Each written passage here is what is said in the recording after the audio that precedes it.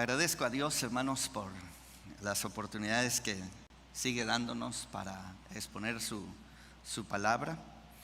En estos días hemos estado bastante ocupados en algunas clases. Estamos concluyendo algunas clases de seminario a nivel nacional y también a uno de los distritos calificando algunas clases, y entonces nuestra cabeza está pues bastante ocupada, pero conscientes de que viene el domingo, y el domingo queremos seguir con la exposición de la palabra que nos habíamos propuesto. Y en este día les invito, si ustedes quieren tener su Biblia abierta, al libro de Daniel capítulo 4.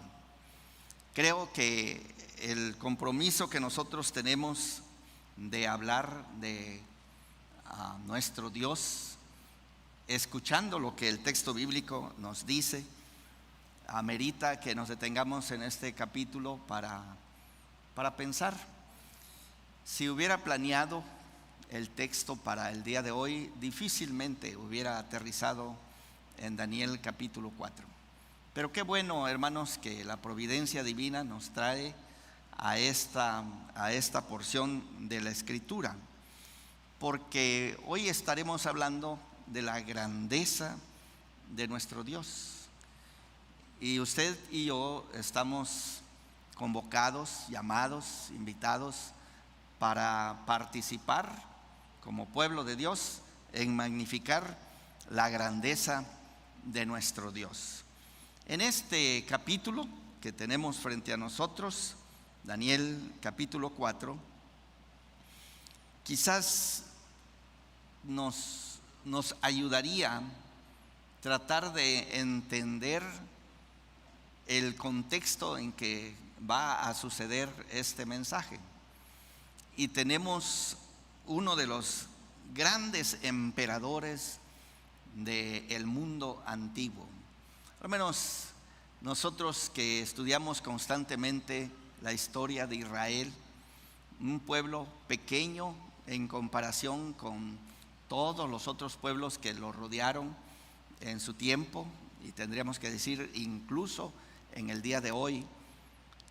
Israel enfrentaba de verdad enemigos muy grandes. Alguien ha dicho que la Biblia es el único libro que está escrito desde el punto de vista de los que perdieron, no de los que ganaron, sino de los que perdieron. Y aquí tenemos a este rey, y entonces las declaraciones que se van a hacer están contra este trasfondo de uno de los imperios más grandes del mundo. Quiero leerles algunos versículos para ver si levantamos el espíritu del texto. Si ustedes tienen su Biblia, capítulo 4 de Daniel, versículo 3 dice: cuán grandes son sus señales y cuán potentes sus maravillas, su reino sempiterno, y su señorío de generación en generación. Este es Nabucodonosor hablando acerca de nuestro Dios. Este es Nabucodonosor hablando de nuestro Dios. Versículo 11. Crecía este árbol y se hacía fuerte, y su copa llegaba hasta el cielo, y se le alcanzaba a ver desde todos los confines de la tierra.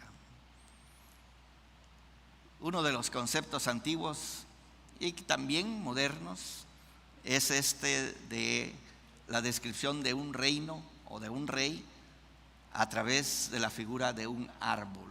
Nosotros tenemos este dicho, ¿verdad? De acuerdo a la sombra del árbol al que te acercas. ¿Qué tan grande es el árbol? ¿Qué tan grande es la sombra? Ustedes conocemos que indica qué tanta protección tenemos. Imagínense ustedes un árbol que tocaba el cielo y que lo podían ver desde cualquier parte de la tierra.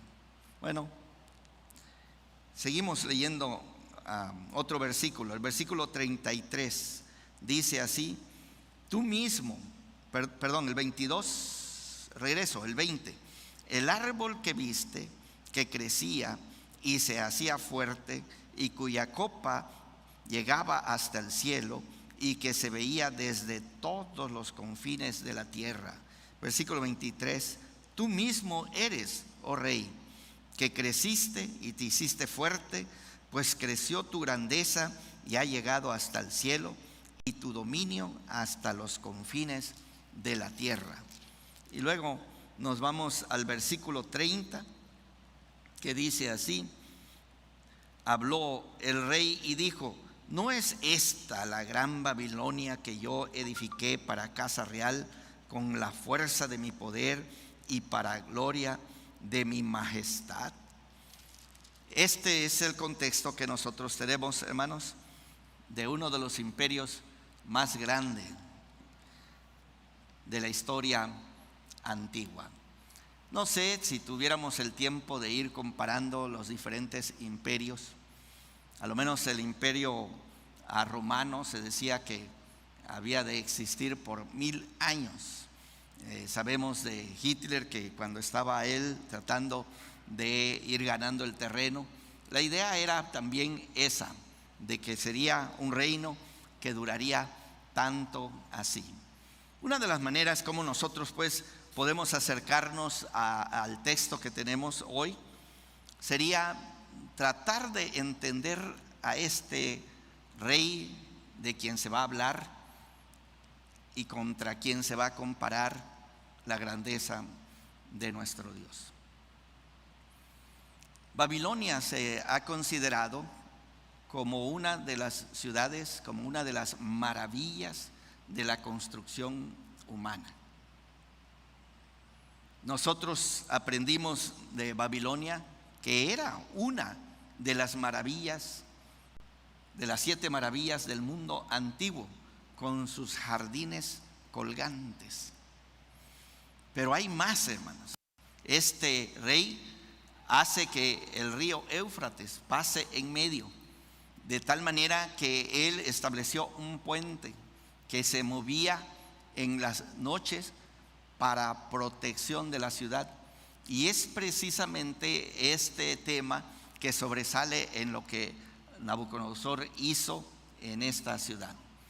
Él de verdad quería que su ciudad fuera segura.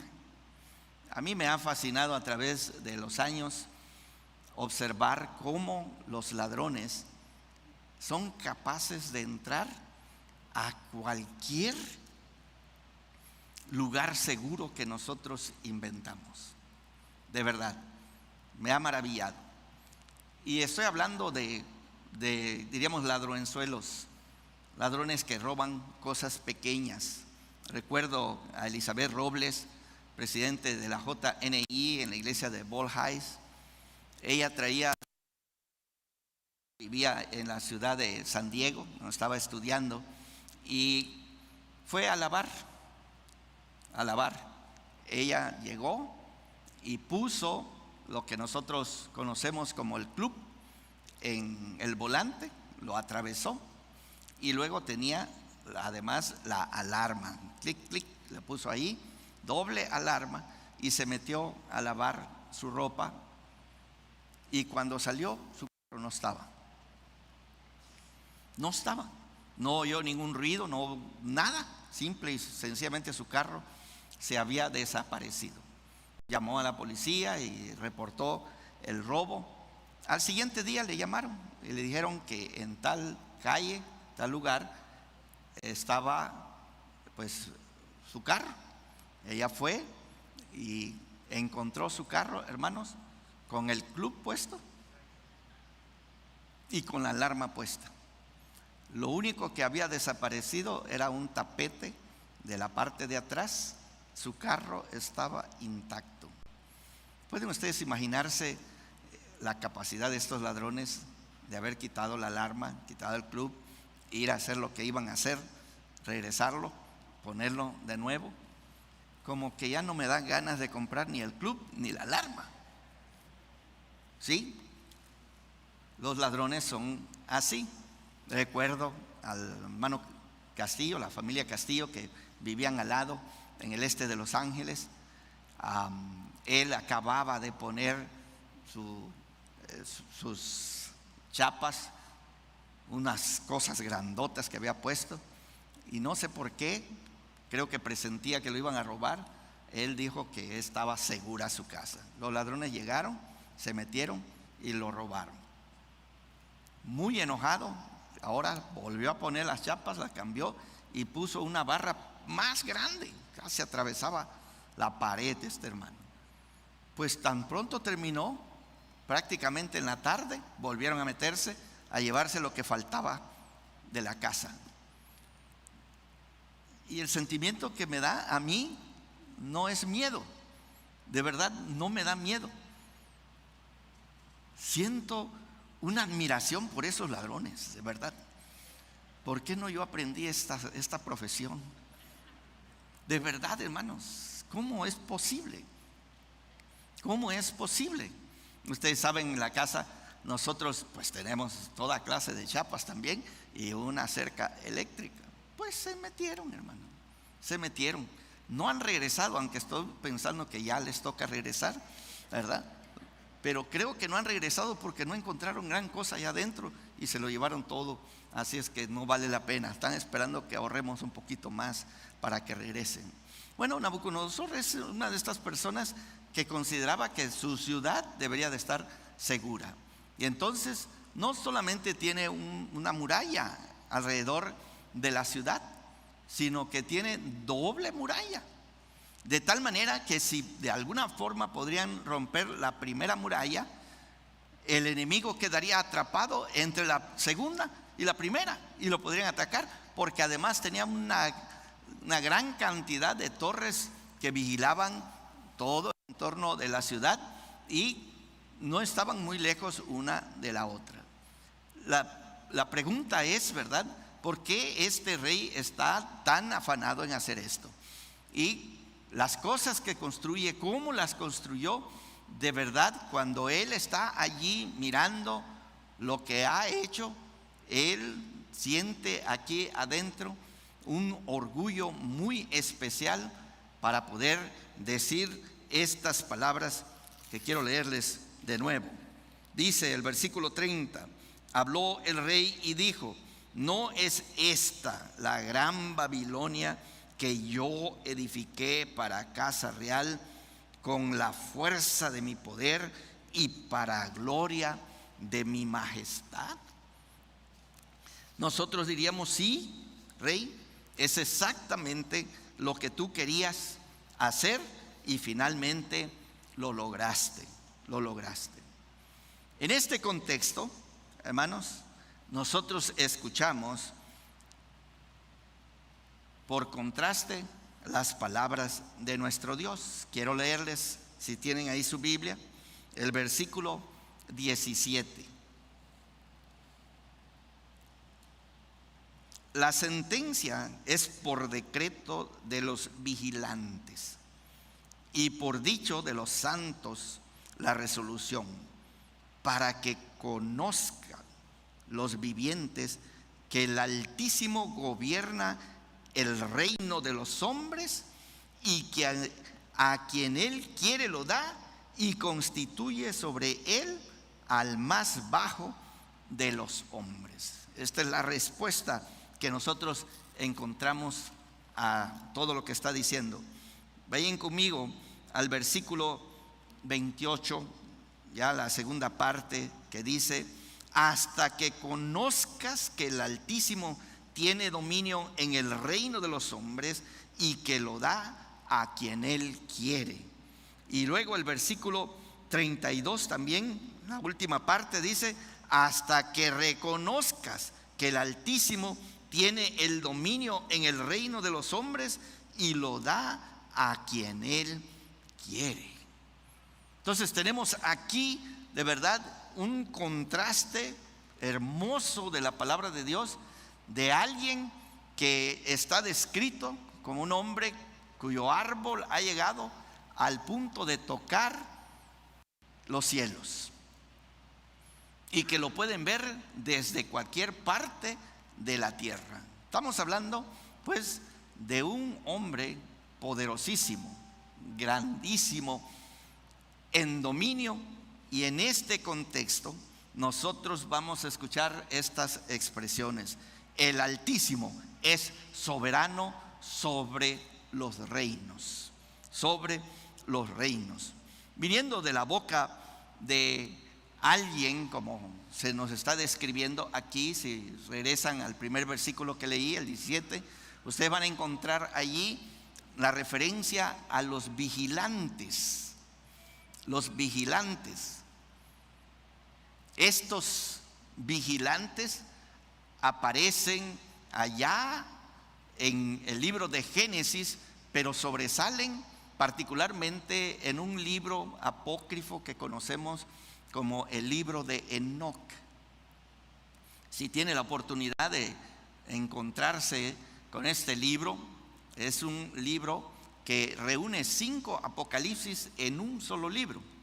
Tiene 104 capítulos, y entre las cosas que se describen allí aparecen estas figuras que casi no vemos descritas en la palabra de Dios. Son los vigilantes. Los vigilantes son los guardias, los que están constantemente observando todo lo que está pasando en la tierra.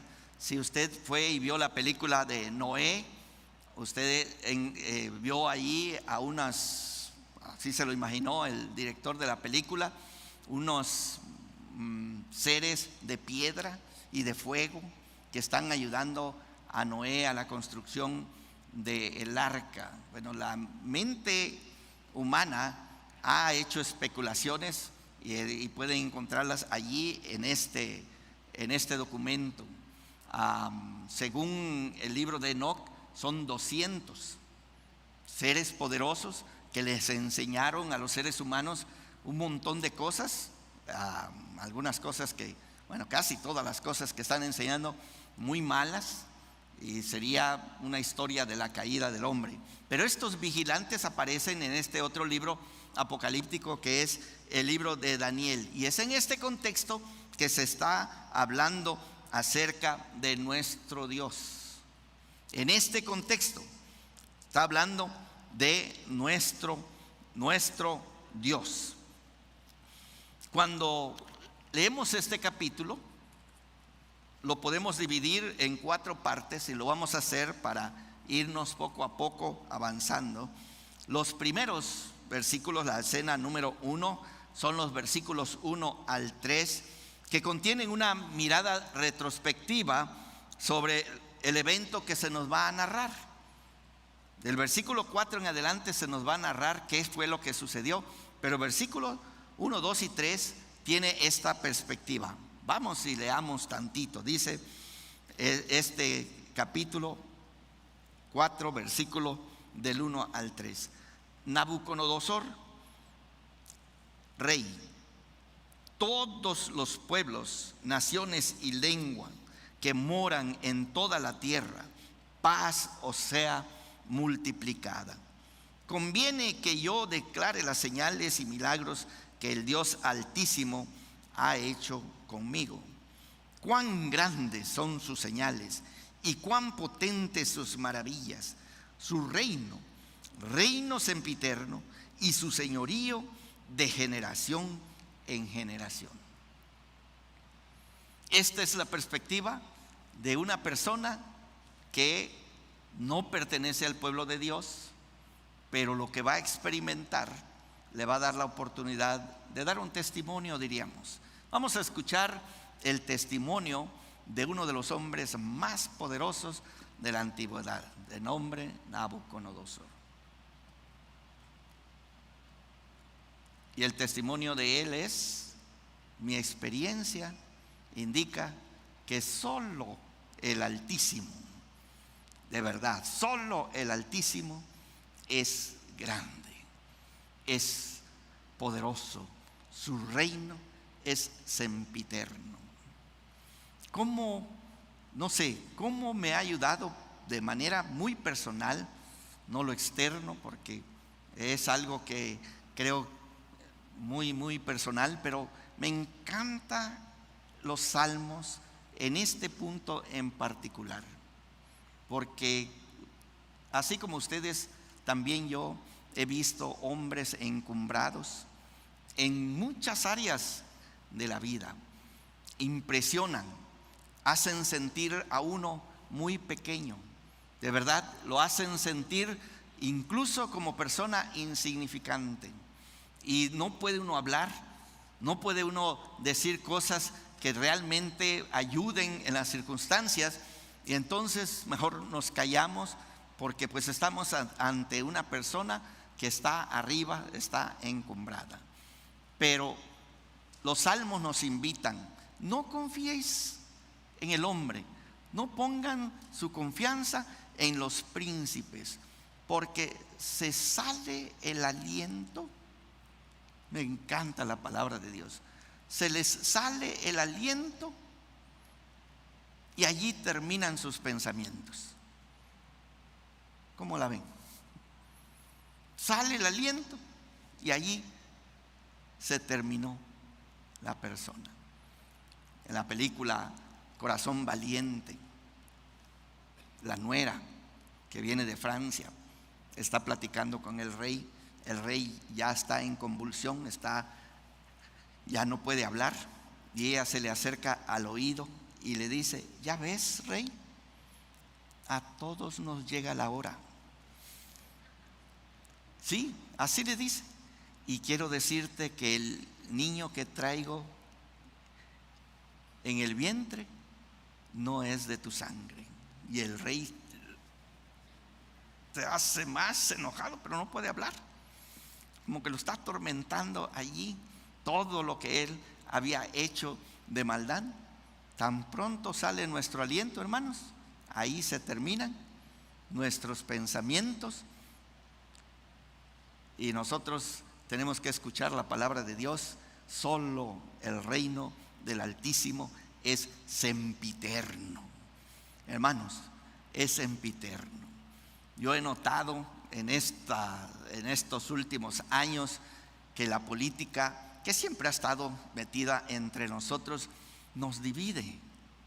Y nos divide porque de verdad ponemos nuestro corazón, nuestras ideas, nuestra esperanza, nuestra confianza en lo que está sucediendo, y creemos que este es el camino, o creemos que este es el camino, y estamos listos para pelearnos unos con otros. Y sería terrible, hermanos, que entre nosotros, que confesamos a un Rey de Reyes, Jesucristo, que es nuestro Dios, en algún punto perdamos la visión. Y la visión está aquí claramente. El único reino que permanece para siempre es el reino de nuestro Dios. Entonces, si vamos a invertir, si vamos a poner nuestra confianza, pongamos nuestra confianza en este Dios todopoderoso, permanente, que incluso cuando este mundo se levanta, como dice el Salmo 93, se levanta la voz de los ríos, la voz del mar, se levantan contra el trono de Jehová. El trono de Jehová permanece para siempre.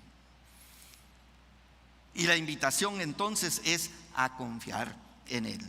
En la primera parte que tenemos aquí de este texto, nosotros encontramos la declaración, pues, que nuestro Dios es grande en sus obras. Dios es grande en sus obras. ¿Y por dónde creen que empiezan las confesiones de la palabra de Dios? De nuevo, me encantan las declaraciones de la palabra de Dios. Todos los dioses de las naciones son ídolos. Todos los dioses de las naciones son ídolos, mas Jehová hizo los cielos y la tierra. No hay comparación, hermanos. ¿Qué hacen los ídolos? Nada. A ellos los hacen. Pero nuestro Dios es el creador del cielo y de la tierra. ¿Qué les parece si empezamos ahí? Leía un libro, se llama Cristianismo Primitivo, que escribió un teólogo del Nuevo Testamento, anda metido en cosas del Antiguo Testamento, Rudolf Bultmann, y subrayé en mi libro: cuando nosotros confesamos que Dios es nuestro creador, al mismo tiempo estamos confesando que Él es nuestro Señor. Entonces no es asunto de que yo estoy confesando que Dios creó la tierra hace 6,000 años, 8,000 años, 10,000 años, 20,000 años, o como los científicos nos enseñan. El universo fue hecho o existe, como lo dicen, billones de billones de billones. Me encantan el sonidito, billones, billones y billones. En inglés, billions and billions and billions of years ago. Este universo fue desde entonces. Me encanta, suena muy, muy bonito. Es una melodía en mi oreja. Pero no es el punto, dice Bultmann, no es el punto de declarar eso. El punto es de declararlo aquí y ahora, hermanos. Una cosa sé, que hace 100 años yo no existía. Y en 100 años, hermanos, yo tampoco voy a existir. Así es, hermanos. Y entonces aquí donde yo estoy en medio de los tiempos, confieso: mas Jehová hizo los cielos y la tierra, y también es mi creador. Yo lo reconozco como mi creador. Maravillosas son las obras de nuestro Dios, que con tanto que existe en este universo, Él de alguna manera se haya ocupado de mí. Pierre Chardin, un escritor, un paleontólogo del siglo XX, que lo reconocen como si fuera el Darwin entre los teólogos, me encanta una reflexión que él escribe para una boda. Ahí está la pareja, él era sacerdote también, entonces va a hablarle a la pareja y va a tratar de describir algunos años atrás, hacia atrás. Va a mirar hacia atrás esta pareja que se está casando y pensar cuántas posibilidades han existido en el pasado. ¿Cuántas posibilidades? Pero todas las posibilidades se vinieron arreglando de tal manera que finalmente los padres de ambos que están allí se casaron, y se casaron en el tiempo correcto y tuvieron a su hijo o su hija en el tiempo correcto.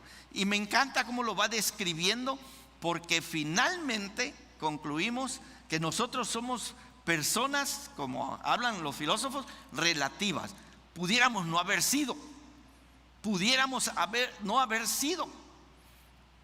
Nosotros nos reíamos con nuestro hijo, el mayor, que por cierto está cumpliendo años hoy, 44 años, imagínense. Pero él, en alguna ocasión estábamos contando cómo fue que nos conocimos en el seminario, cómo nos enamoramos y finalmente cómo nos casamos, mi esposa y yo, y estamos dándole gracias a Dios por eso. Pero él concluyó que si no nos hubiéramos casado, él todavía existiera. La mitad de Moisés en algún lugar y la otra mitad de Moisés en algún otro lugar, pero él existiera. ¿Qué les parece? Por supuesto, nos reíamos, nos gozábamos, ¿verdad? Pero hermanos, todos los que estamos aquí, por un lado, confesamos somos creación de Dios. Maravilloso nuestro Dios, porque además de esto, la palabra de Dios nos enseña que Dios conoce nuestro nombre. Con todas las posibilidades, nuestro Dios conoce nuestro nombre. Bueno, en las luchas por tratar de entender este asunto del libre albedrío, el hecho de que nosotros creemos que tenemos la libertad de elección y cosas por el estilo, estamos luchando con estas doctrinas. Bueno, ¿cómo es que Dios ha decidido pues como el futuro? Y llegaba a la conclusión es que nuestro Dios es creativo. No importa qué le tiremos nosotros al Señor, ¿sí? Nosotros podemos decir, voy a enseñarle al Señor que yo hago historia, yo la hago y voy a caminar en este camino. Y al terminar, viene la cuenta y dice, Dios ya lo había decidido antes que tú. ¿Cómo que no yo decidí? No, Dios lo había decidido desde antes. No. Entonces ya no me voy a ir por este camino, me voy a ir por este otro camino. Cuando termine, va a decir, Dios ya lo había decidido, todo. No puedo ganar. Dice este teólogo en uno de sus libros, cuando llegues al cielo, va a haber un letrero que diga, llegaste aquí porque tú escogiste a Dios. Pero cuando entres al cielo y voltees del otro lado de la puerta, va a decir, porque Dios te eligió desde antes de la fundación del mundo. ¿Qué estoy diciendo, hermanos? No importa qué le tiremos a nuestro Dios, el reino de nuestro Dios es firme, es eterno, es permanente. Él hará lo que Él se ha propuesto. Aunque nosotros saltemos y brinquemos a todos los lados, el reino de Dios maravilloso, porque tenemos a este Dios creador del cielo y de la tierra. Ahora, nosotros que participamos en la rebelión tenemos problemas, de verdad.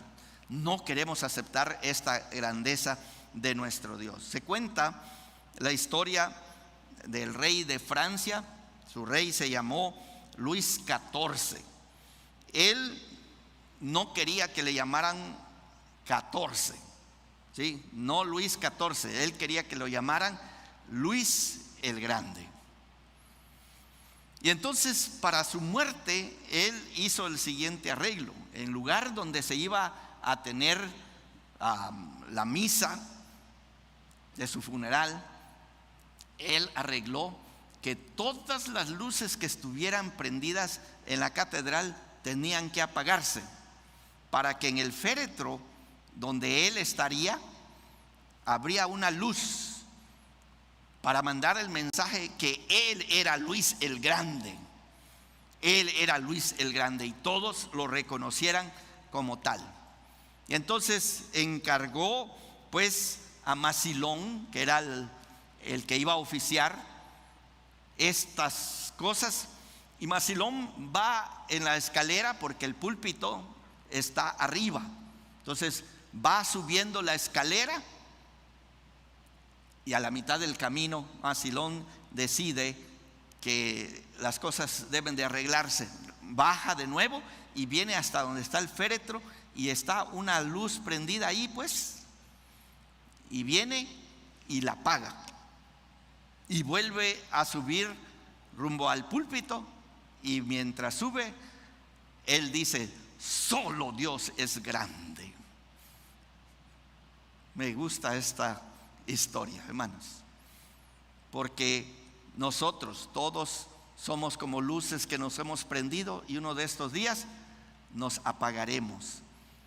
Y cuando nos apaguemos nosotros, todavía tenemos que repetir, solo Dios es grande, hermanos. No hay otro, de verdad, no hay otro en el cual nosotros podamos decir, ¿verdad? Esa persona verdaderamente es grande. Cuando nosotros hablamos acerca de nuestro Dios y vemos la historia, y hay escritores, teólogos que nos ayudan a leer la historia de cierta manera, de verdad nosotros podemos ver la marcha de nuestro Dios a través de los siglos y solamente como si fuera un coro repetitivo va a seguir surgiendo lo mismo. Solo nuestro Dios es grande. El reino de Dios es un reino eterno, su dominio perdura de generación en generación. También, hermanos, nuestro Dios muestra su grandeza por sus advertencias. ¿Saben? Nuestro Dios no tiene prisa, ¿saben? No tiene prisa. Nos avisa. Nos avisa. Kierkegaard tiene una historia de un amante que le dice a su novia: yo voy a venir a verte y no habrá un solo obstáculo que me detenga para venir a verte. Pero cuando él hace el intento de ir a ver a su novia, aparece una montaña que se va haciendo más grande, más grande, más grande, y enamorado no puede cruzar la montaña y está de ese lado diciendo: no pierdas las esperanzas, voy a llegar a verte, voy a llegar a verte. Pero los años pasan y el enamorado finalmente murió, pero la memoria permanecía. Kierkegaard dice: pero después de 1000 años que han pasado, lo único que queda es una leyenda de un enamorado. Algo así como el Arcotete aquí en Chiapas. El enamorado está diciendo: voy a ir, voy a llegar. Y la novia del otro lado sigue y sigue esperando. Hermanos, cuando nosotros hablamos de la palabra de Dios, la palabra de Dios siempre llega en tiempo a nuestras vidas para advertirnos: no camines por ese camino, no vayas por ese camino. Y nuestro Dios está advirtiendo a este hombre. ¿Qué es lo que está pasando? Él está descansando, está mirando el éxito de su empresa. De verdad, él es un hombre que pudiera dar todas las clases que mi hermano Daniel le gusta dar, ¿verdad? Es decir, aprendan de mí cómo se puede llegar a ser un hombre de éxito. Nabucodonosor pudo haber escrito todos estos libros, pero le llega un mensaje. ¿Cómo le llegó el mensaje? Un sueño. Durmiendo está el rey y de repente sueña un árbol. Y ahora él quiere saber qué es este del árbol, porque este vigilante ha venido a avisarle que lo van a cortar. Lo van a cortar. Mi esposa y yo estamos ahí comentando en donde lavamos nuestros carros allí para llegar al Libramiento Sur. Había un guanacaste bonito, grande, y el otro día que estábamos pasando ahí, ya estaban todos los hombres arriba de este árbol y lo estaban cortando. Y en estos días que volvimos a pasar, ya lo están haciendo tabla, ¿sí? Al ratito van a estar vendiendo para la mesa y todo lo demás, ¿verdad? Acabaron con el árbol. Bueno, el vigilante le dice a Nabucodonosor que este árbol lo van a cortar. Entonces él manda a traer a sus sabios, y ahora el presidente de la sociedad de sabios de Babilonia es nada menos que Belsasar, el nombre que han cambiado a Daniel. Y vino Daniel, escuchó el sueño y ahora le explica: ese árbol eres tú, oh rey, eres tú. Eres tú, te van a cortar. Es lo que van a hacer, te van a cortar. Te van a cortar. Hermanos, tal vez sería una buena manera de describirnos a nosotros los seres humanos. Todos los que estamos aquí, toditos estamos advertidos. Amén. Hay algunos que dicen: no, a mí no me han dicho. A mí no. ¿Han escuchado la historia de este hombre que hizo un pacto con el diablo? Ya sabe que el diablo le ofrece a uno riquezas, placeres, a fama. Y pues firmó ahí el contrato, pero le puso una cláusula, ¿sí? Esas letritas chiquitas, por si el diablo no lo... Chiquitas, letras chiquitas. Y la cláusula decía: puedes venir por mi alma, pero tienes que advertirme antes que vengas por mi alma. Y la idea de este hombre era: tan pronto el diablo me avise que va a venir por mi alma, voy a ir a la iglesia, me voy a convertir y así le voy a ganar la partida. Pero un día el diablo se acercó y le dijo: ya vine por tu alma. Dijo: oh, no. El contrato tiene una cláusula que dice que tenías que haberme avisado. Le digo, te avisé un montón de veces. ¿Cuándo me avisaste? ¿Cuándo me avisaste? A ver. Le dice, ¿te fijaste que muchos de tus amigos se murieron? Sí, bueno, ese era un aviso, que tú también te ibas a morir. ¿En tus viajes pasaste enfrente de muchas iglesias? Sí, bueno, ese era otro aviso de que yo iba a ir por ti. Y ahí le hace la lista a Satanás y le dice, sobre aviso no hay engaño. Y se lo llevó. Yo quisiera decirles a ustedes y recordarme a mí también que uno de estos días nosotros estaremos frente al trono blanco para dar cuenta de todo lo que hemos hecho en el cuerpo, sea bueno o sea malo. ¿Hay alguno de ustedes que no lo sabe, hermanos? Pues si no lo sabía, ya lo sabe ahora. Pero estoy seguro que ustedes lo sabían, porque nuestro Dios no va a condenar a nadie sin un aviso previo. Algunos de nosotros nos discutimos, ¿verdad? Pero ¿qué va a pasar con los indios que nunca escucharon del Señor? ¿Sí han escuchado estos argumentos? ¿Qué les va a pasar? No es justo. Yo quiero decirles que también ellos están advertidos. Nadie va a llegar al juicio final sin todas las advertencias. Y no es como el Correo de México, hermanos. ¿Sí?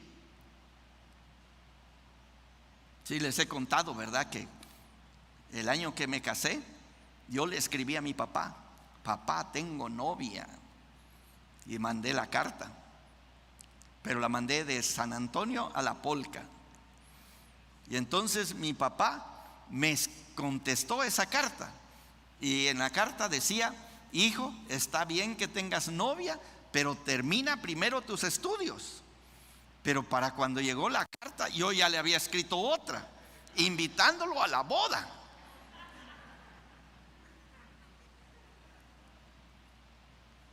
Y entonces mi papá pues recibió la carta y dijo, pobre Freddy, ¿con qué dinero va a casar? Me mandó $120.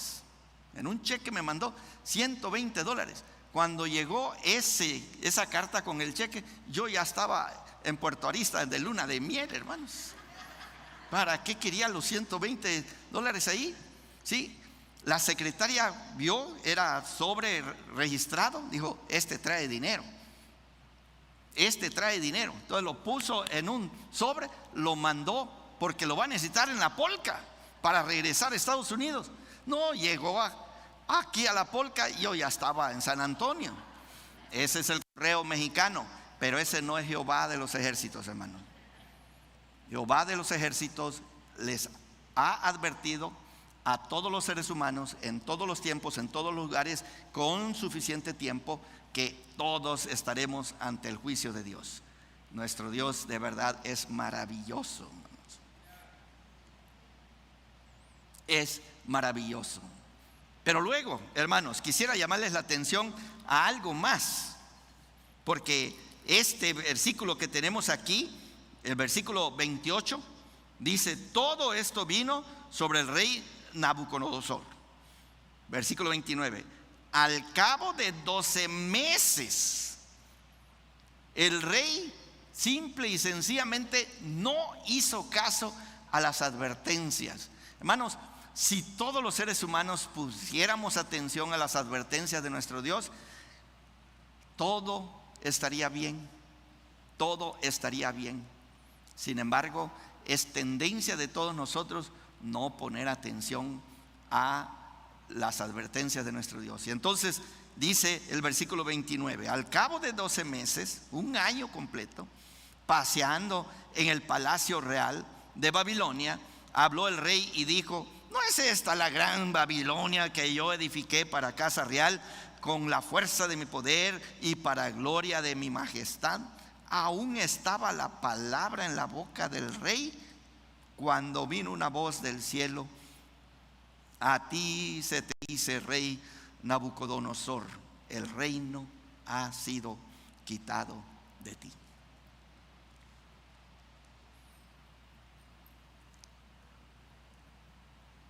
las advertencias, hermanos. El día del Señor vendrán sobre nosotros, así dice el texto bíblico, como un abrir y cerrar de ojos. Como un abrir y cerrar de ojos. Cuando era chamaco, pues había escuchado pues la teoría del rapto. Y entonces yo oraba al Señor que no viniera de noche, que viniera de día, porque yo pensaba, se va a oír la trompeta, ¿sí? Se va a ver todo raro. Y entonces yo voy a salir corriendo al templo, me voy a arrodillar y me voy a arrepentir. Así pensaba. Y algunos de nosotros pensamos exactamente así. De verdad, voy a salirme con la mía, porque habrá suficiente tiempo. No, hermanos, cuando el juicio de Dios cae sobre nosotros, no hay tiempo para regresar a la azotea. No hay tiempo para ir a agarrar el chaleco que vamos a necesitar porque va a estar frío en la noche. No hay tiempo para ir a sacar agua porque la necesitamos para el camino. Simple y sencillamente el juicio de Dios ha llegado. De nuevo le cito a Kierkegaard. No es como que se te advierte para que prepares tu informe. No, el informe ya está listo. ¿Sí? El día, hermanos, que seamos llamados por el juicio de Dios, se nos va a decir, aquí está tu informe, aquí están todos tus pecados, aquí todo lo que vas a confesar ya está aquí, es más, ya está firmado. Hermanos, ya está preparada todo, porque nuestro Dios es magnífico en sus juicios. Cuando Él entra, es demasiado tarde para nosotros reaccionar. Me gusta el libro de Nahum, me encanta el salmo con que inicia: Jehová es el Dios de las venganzas, dice. Pero el texto que me gusta es: no tomará venganza 2 veces de sus enemigos, hermanos. No tomará venganza 2 veces. Con una es suficiente. Nuestro Dios es maravilloso. Y este rey Nabucodonosor, por 1 año, ha tenido la oportunidad de cambiar. No ha cambiado, ha seguido como sigue. Y cuando el juicio de Dios vino sobre él, ahí quedó. Ahora, nuestro Dios no mató a Nabucodonosor, que lo pudo haber hecho, pero no lo mató. Le dio una enfermedad. Y esta enfermedad consiste en que él ahora se porta como si fuera un toro, un buey. Empieza a comer pastos. ¿Pueden ustedes imaginarse este rey tan encumbrado allá en las alturas, que la copa de su árbol toca el cielo mismo y que lo miran desde todas las partes del mundo? Ahora está humillado. Y allí en su humillación va a pasar 7 años. No sé los detalles, qué pasó, quién tomó el control del reino. Él estaba allí, ahí estaba, pero pues como si no estuviera, el juicio del Señor vino sobre Nabucodonosor. Y cuando él es restaurado, porque por la gracia de Dios es restaurado Nabucodonosor, él empieza a dar su testimonio. Y entonces, ahora nosotros llegamos a la última estrofa, porque finalmente nosotros escuchamos que nuestro Dios es un Dios grande en sus caminos. Grande en sus caminos. Y sus caminos se han topado con nosotros una y otra vez. Pasaron los 12 meses. El rey todavía no había creído en el consejo que Dios le había dado a través de Daniel. Aparentemente había aceptado la interpretación de su sueño, se jactaba, y ahora el juicio del Señor está allí. Y después de 7 años, finalmente este hombre medio bestia ahí tirado en el césped, levanta su mirada al cielo y nuestro Dios maravilloso, grande, nuestro Dios tiene misericordia de él y restaura a Nabucodonosor. Los estudiosos se han debatido si alguna vez Nabucodonosor llegó a ser miembro de la iglesia del Nazareno. No sé. ¿Alguna vez se hizo judío? No sé. Pero tenemos aquí el testimonio del hombre, o uno de los hombres más grandes de los reinos del pasado, dando su testimonio, diciendo lo que usted y yo conocemos de sobra. Nuestro Dios no le caen bien los orgullosos. Amén, hermano. No le caen bien. Van Haver escribe en una de sus cartas: Dios aborrece a los soberbios, sea que se ponen coronas en las cabezas o se visten de púrpura, o se ponen coronas de espinas y dicen: miren qué tan humilde soy yo. Todavía seguimos siendo orgullosos y le cae mal a nuestro Dios. Y tan pronto nosotros describimos esta realidad, debemos entender que nosotros no podemos caminar delante de nuestro Dios a menos que también nosotros nos unamos al coro de Nabucodonosor y reconozcamos que solo el reino de Dios es eterno, que solamente el reino de Dios permanece para siempre, y que pase lo que pase el 6 de junio, hermanos, el día de hoy, el día de ayer y el día de mañana, el reino de nuestro Dios permanece para siempre. Ahora, si estas cosas son ciertas, si estas cosas de verdad son ciertas para nosotros, ¿no creen que sería lo más sabio que nosotros optemos por vivir de manera humilde delante de este Dios? Allá en Miqueas nos lo dice: oh, hombre, Él te ha revelado lo que Dios quiere de ti. Y la última parte dice que camines como humildemente delante de tu Dios. Lo que aprendió este hombre es muy importante, porque su testimonio está en la Escritura y está precisamente para nosotros. Concluyamos. ¿Con quién o con qué compararemos nosotros al Señor Jehová de los ejércitos, este Dios grande? Entre las cosas que hemos estudiado ya, nosotros hemos descubierto que no tiene límites, no tiene igual, no tiene rival, no tiene ninguna comparación que pueda acercarse a alguna resemblanza a nuestro Dios. Este es el Dios a quien estábamos cantando.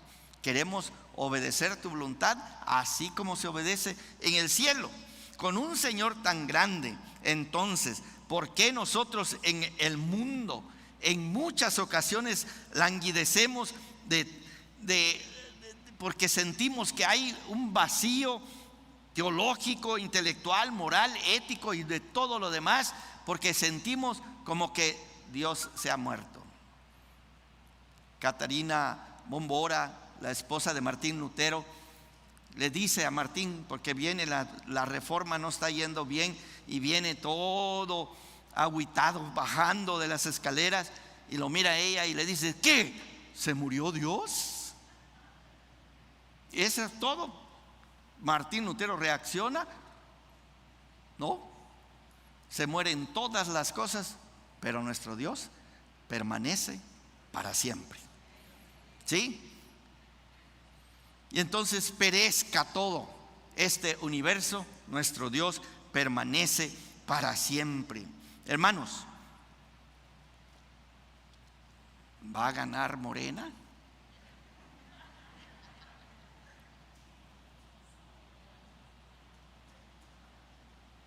Tal vez debemos decir: si todos vamos y votamos, va a ganar. ¿Le hace mella al reino de Dios? No. cumplamos nuestro deber. Vayamos y cumplamos nuestro deber como ciudadanos, votemos. Pero por favor, hermanos, por favor, ni su corazón ni su confianza debe de estar en este o cualquier otro gobierno en el mundo. Nuestra confianza debe de estar en este Dios grande, grande, grande y poderoso. Hermanos, confesemos nuestros pecados. No hemos nosotros caminado con orgullo y Dios no nos ha humillado todavía, pero nos da la oportunidad de que reconsideremos nuestros caminos. Pedro escribe allá, esta gente dice, desde el principio del mundo siguen todas las cosas por igual, ignorando que nuestro Dios nos está dando oportunidades para arrepentirnos,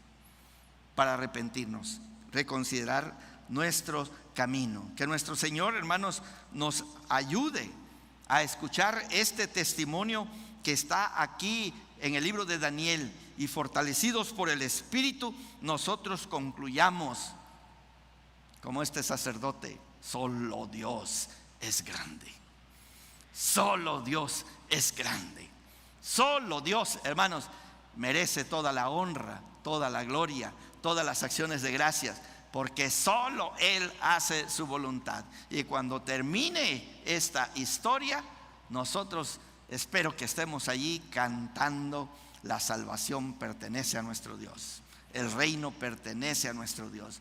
A veces he dado gracias a Dios porque a la edad que tengo, hermanos, no me ha tocado vivir en un contexto de guerra. No me ha tocado vivir. Yo sé que está la guerra contra el narco y con todo lo demás, pero no me ha tocado escuchar los bombazos que se tiran ahí, los misiles, como pasa en el oriente. No me ha tocado, porque pienso, ¿cómo voy a reaccionar? ¿Qué voy a hacer en un contexto? ¿Cómo voy a pensar de mi familia? Hermanos, pero hay gente que desde que nace le toca vivir en este contexto. Pero ellos y aquellos que vivimos en tiempos de paz, somos invitados a desconocer todos los reinos de la tierra y reconocer el único reino que permanece para siempre, y ese es el de nuestro Dios. Estaba en Ensenada y en mi sermón hice una cita de una situación que el escritor Helmut Tillich, un predicador famoso alemán, citaba. Dice: estaba con unas ancianitas dando un estudio bíblico, y en las calles iban pasando todo el ejército y toda la fuerza alemana gritando: Heil Hitler, Heil Hitler, Heil Hitler. Y escribe este autor: hoy ya no escucho Heil Hitler, y las ancianitas todavía están en el estudio bíblico. El reino de Dios permanece para siempre.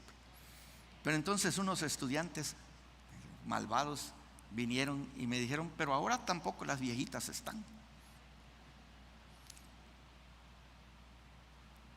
No es cierto, hermanos. No es cierto. El que hace la voluntad de Dios permanece también para siempre. Este es el regalo del reino de Dios para aquellos que ponemos nuestra confianza. Porque seamos que estemos vivos o que estemos muertos, somos del Señor. Somos del Señor. Gloria a Dios.